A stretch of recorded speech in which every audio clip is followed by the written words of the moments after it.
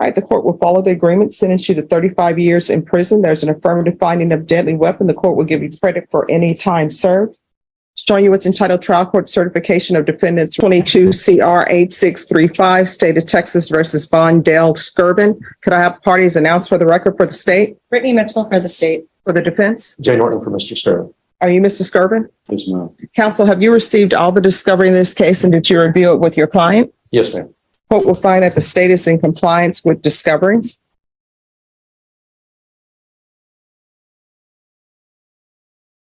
Thank you. I'm going to show you what's entitled True Bill of Indictment. Did you review that with your attorney? Did you understand it? Yes, ma'am. Counsel, do you waive the reading of the indictment? I do, Your Honor. State, are you proceeding on the indictment as presented? Your Honor, we are proceeding on count 1, paragraph A. Any objection? No, ma'am.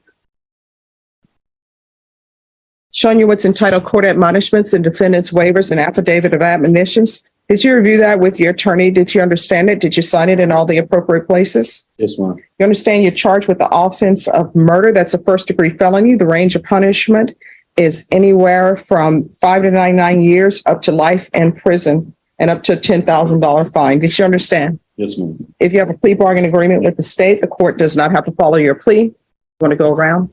Thank you. If for any reason the court doesn't follow your plea and gives you more than you bargained for, the fact that you entered a plea will not be used against you and you will be allowed to withdraw your plea. Did you understand? Yes, ma'am. Did you understand you have a right to jury trial, a right for you or your attorney to cross-examine and confront any witnesses the state would call and the right to remain silent? Yes, ma'am. Did you understand by entering this plea bargain agreement you were giving up those rights? Yes, ma'am. And did you intend to give up those rights and enter into a plea in this case? Yes, ma'am. Counsel, has your client been able to provide you with any defenses? He has, Your Honor. Do you believe he has a rational as well as a factual understanding of the charges against him? He does, in my opinion. Do you believe he's currently competent and was legally sane at the time of the offense? Yes, ma'am. Mrs. Skirvin, has anyone threatened you, coerced you, or placed you in fear to get you to enter this plea? No, ma'am. Has anyone promised you anything other than the plea? No, ma'am. Are you satisfied with the way you've been represented? Yes, ma'am. Are you a U.S. citizen? Yes, ma'am. Court will find that defendant has knowingly and voluntarily waived his right to jury trial. Showing you the plea bargain page. Did you review that with your attorney? Did you understand it? Yes, ma'am. According to the plea, the state is proceeding on count 1, paragraph A. Punishment is to be assessed at 35 years in the prison. There's an affirmative finding of a deadly weapon and there are no applications. Did you understand that to be the plea? Yes, ma'am. Defense? Yes, ma'am. State? Yes. Showing you the paragraph entitled Waiver of Appeal paragraph. Did you review that with your attorney? Did you understand it? Did you sign it in both places? Yes, ma'am. Did you understand by signing that you're waiving your right to appeal? The only items that can be appealed are written pretrial motions that have been filed, heard, and ruled upon by the court. Did you understand? Yes, ma'am. Counsel, have there been any such motions? No, ma'am. Then to count 1, paragraph A, how do you plead? Guilty, not guilty, or no contest? No contest. State any evidence? Your Honor, we have to state exhibit number 1 in all attachments. Any objections? No, Your Honor. Mr. Scrivener and I have gone over those documents together. All right, I'm showing you what's entitled Waiver and Consent to Stipulation of Testimony and Stipulations. Did you review that with your attorney? Did you understand it? Did you sign it in all the appropriate places? Yes, ma'am. Again, did you understand you have a right to jury trial, a right for you or your attorney to cross-examine and confront any witnesses the state will call and the right to remain silent? Yes, ma'am. Did you understand that today the state will be presenting evidence in the form of witnesses' statements and police reports, but most importantly, there will be no live testimony? Did you understand? Yes, ma'am. Court will find that defendant has knowingly and voluntarily waived and consented to stipulation of testimony and stipulations. Court will accept into evidence states exhibits 1 and attachments and review the same. All right. Is there any victim impact? Yes, Your Honor. All right. We have, obviously, there's a lot of family and friends here. There are 3 that would really wish to address the defendant. All right. So we're going to go off the record. Mr. Skirvin, in this courtroom, I require that everyone treats everyone with respect. So family members of the complainant has something they want to say to you. So just internalize it. They are going to be respectful. All right. Who wishes to speak? Okay. All right. If he wishes to, he can stay there. That will make it easier for the deputies.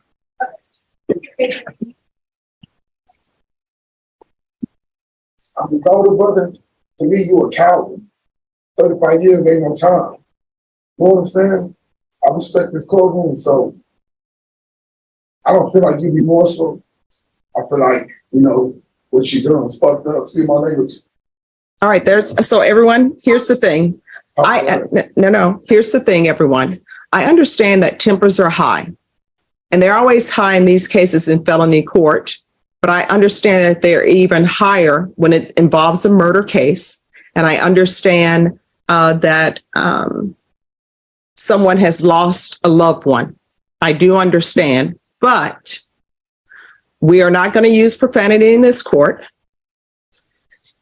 If we do, what will end up happening is there will not be a victim impact statement. So when people start using profanity in court, start swaying back and forth the way you're swaying back and forth, that puts deputies on high alert, and that makes the court not safe the way it should be. All right, so this is what I would like you to do for me. Have a seat and speak from a seated position. That will make it easier for everyone. And if you want to, you can sit on this side so that he'll be able to see you, because I know there's equipment in the way. And that just makes it easier for everyone. All right, you may proceed. You know, you take my brother life, he got kids. You ain't thinking about none of it. You know what I'm saying?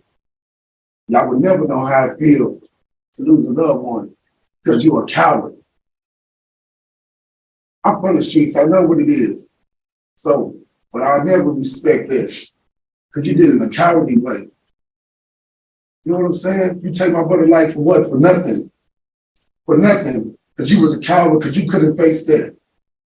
My brother was a good man, good father. Worked real hard. Took care of his kids. I just came home from doing 11 years. And I didn't even get to see my brother. You know what I'm saying? So, if you feel like that 35 is justified, none of us feel that way. But that ain't for me to judge, it's God.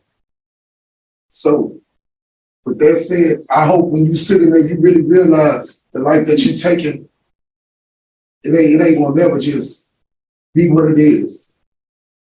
You can't get that back. His kids can't see him. He can't see his kids graduate. What my mother go through every day, my dad, the rest of my family, those that can't be here and speak. Words can't even too much explain how we really feel. But you're gonna always be a coward in my eyes. Always. And I'm just gonna leave it at that. Because I'm gonna let my words be few. All right, thank you. Who's the next person?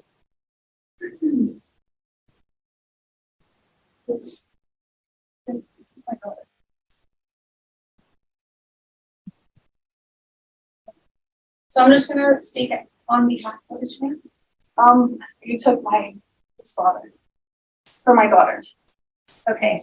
Unfortunately, I'm not there to say this in person, but I know the sentence you were given to spend put away is nothing compared to the literal death sentence you gave my dad.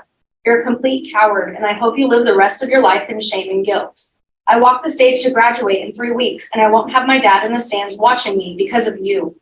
You're a monster, and I promise to make sure everyone, including those you love, will see it.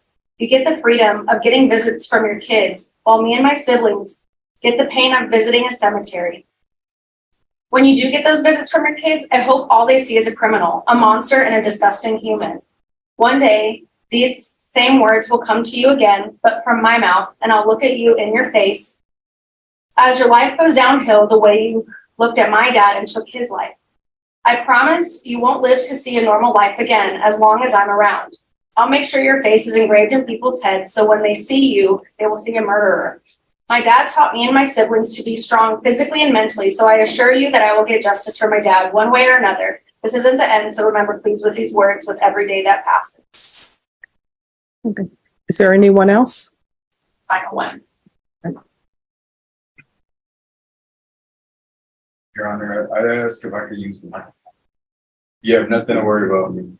Okay. Christian, Oh, man. no, I understand. Microphone or amplifier. You referenced the book twice, reading books twice. I'm reading a book right now, and it has everything to do with the impact of words. And if this is victim impact, I want to use clarity. Oh, well, I can tell you that I'm the furthest person away from everybody, and I can hear you. All right. But thank you for that. I appreciate that. I didn't write anything down. On Dale Skirvin. I'm trying to speak on behalf of Mark, Brenda, April, Crystal, Matthew, Elijah, Daniel, Sabrina, Brianna. These are most of the siblings. I'm sure I forgot some. Also on behalf of Dominique, Zanaya, and Joshua Jr. These are his kids. That's direct impact. I'm just a brother-in-law.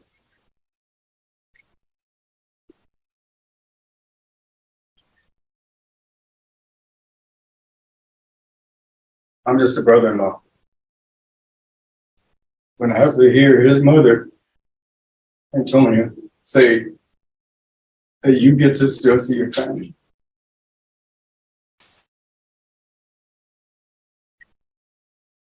Coming up on Mother's Day. My fear was that you were going to ask for time for that. I thought that would have been very unsuitable. Because none of who I just mentioned will ever get to see him again. And you didn't take a thug or a gangster away. You took a good man.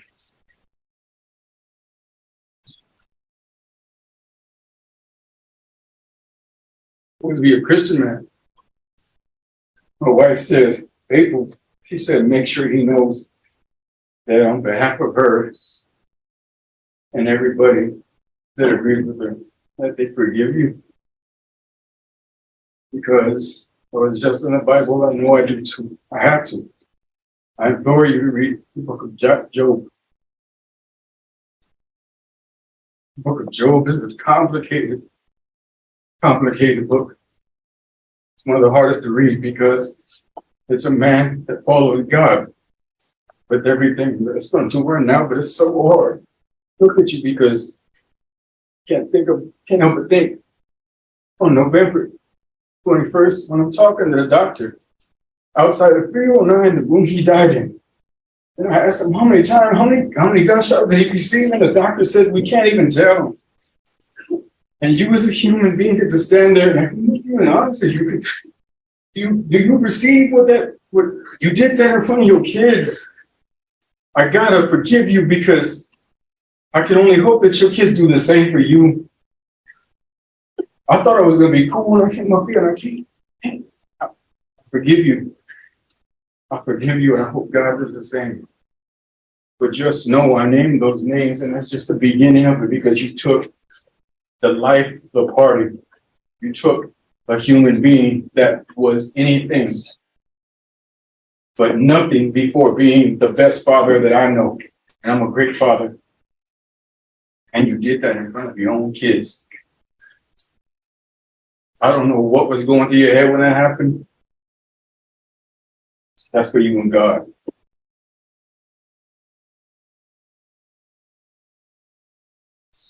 I actually came up here on behalf of my wife. I didn't realize I could say so much, but wanted you to know on her behalf, forgiven. God forgives you. Here in States Exhibits 1 and attachments, the court will find there is sufficient evidence to find you guilty, and the court will find you guilty. Are we proceeding with sentencing? Yes, ma'am. Anything you wish to say on behalf of your client? Judge, Mr. Skirvin is just remorseful. He's never been in trouble before and he understands it's a significant sentence and he just asked the court to follow the plea agreement. All right, the court will follow the agreement, sentence you to 35 years in prison. There's an affirmative finding of deadly weapon. The court will give you credit for any time served. Showing you what's entitled Trial Court Certification of Defendant's Rights to Appeal. Did you review that with your attorney? Did you understand it? And did you sign it? Yes, ma'am. All right, because this is a plea bargain agreement, because I followed your plea bargain agreement, and because you waived your right to appeal, you do not have the court's permission to appeal. Do you understand? Yes, ma'am. Because this is a felony conviction, you're not allowed to own or possess any weapons or ammunition. If you have a question over what a weapon or ammunition is, you'll need to speak to an attorney. Do you understand? What we just witnessed is a full legal process unfolding with precision, but also with overwhelming emotional weight. From a legal standpoint, this was a negotiated plea agreement. The defendant waived his right to a jury trial, accepted the evidence without live testimony, and ultimately received a 35-year prison sentence for a first-degree felony involving a deadly weapon. That's significant, but here's the real question: does it feel like justice to the family? Because emotionally, this courtroom told a completely different story. The victim's loved ones made it clear that no number of years could ever replace what they lost. You heard the anger, the grief, even moments of forgiveness, something incredibly rare in cases like this. And it raises an important question for you watching right now. Do you think 35 years is enough for a crime like this? Or should it have gone to trial for a potentially harsher sentence? This case also highlights how powerful victim impact statements can be. They don't change the sentence in a plea deal, but they absolutely define the moment.